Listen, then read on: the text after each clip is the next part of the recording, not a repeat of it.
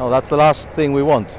As a former footballer myself, I used to play here quite a bit when I was younger, so the most important thing to me is not to lose what we have, and to rather actually invest in it by reciting it on a top floor level, which not only will give you the good views like we were saying before, but also allow for a total investment into facilities with more modern amenities and obviously looking ahead.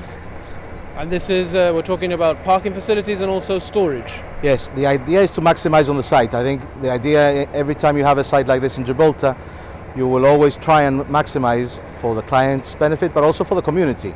And I think there has been demand in the past which asked for parking, and when my client went to government, that was uppermost in his mind.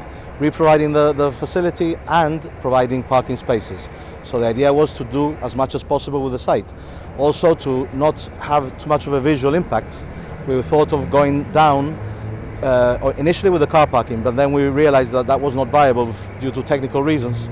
So we were maximizing on the site by going down 2 floors below ground for storage, and the 2 car parking levels will be at this level. So you have 2 floors and then the reciting of the football pitch on the top. I say football, but obviously it will be a multidisciplinary sport. What challenges would you face if you got planning permission? Obviously I've been working in Gibraltar for 30 years. A lot of the work I've done has been in Main Street, which is probably the hardest place to build.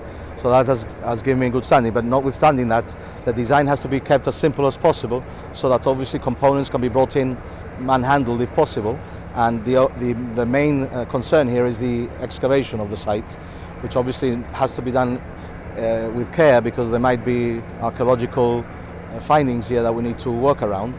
But it's a site next door that is also facing a similar challenge, and I think it's viable by accessing the site and working from within the site. Obviously the biggest challenge is the excavation, like I said before, but other than that it will be a very simple 4-story structure.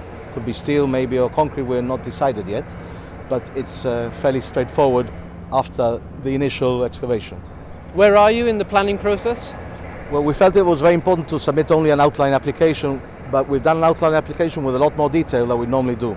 The reason you do an outline is to take on board whatever comments you get from be it neighbours, be it the DPC itself, the planners, obviously the Ministry for Environment, Heritage, and so that you take on board as much as possible when you get into the final design, which is then the planning application, which is then obviously unchanged.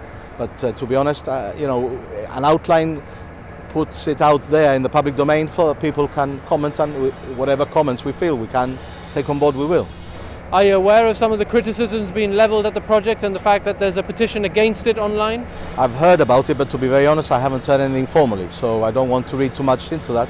I understand people concerns in Gibraltar not to lose open space, which is the first thing people say. But I don't feel this is a loss of a space. I feel it's a rejuvenation of a space, and it also ensures that the playground is now permanently, the investment is there for the future. But not only that, the idea of having the car park is to also have as open a field to the building as possible, and the only built-up space will be below ground. So really it is going to be a very light, very open structure, and typical Gibraltar, maximising on the site's potential, I think. I think another aspect that we've looked at is this tree, which is the only tree in the area, and we want to save it because we feel that it can be saved.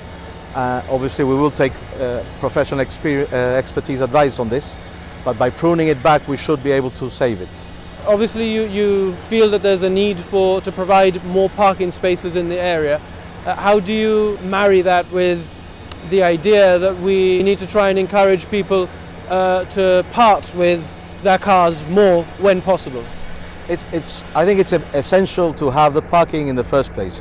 When you have people that are coming to live in an area, I remember when I was young, Grand Parade was empty. It's now completely full, so I think it's very important. There are 60 car parking spaces here to be provided.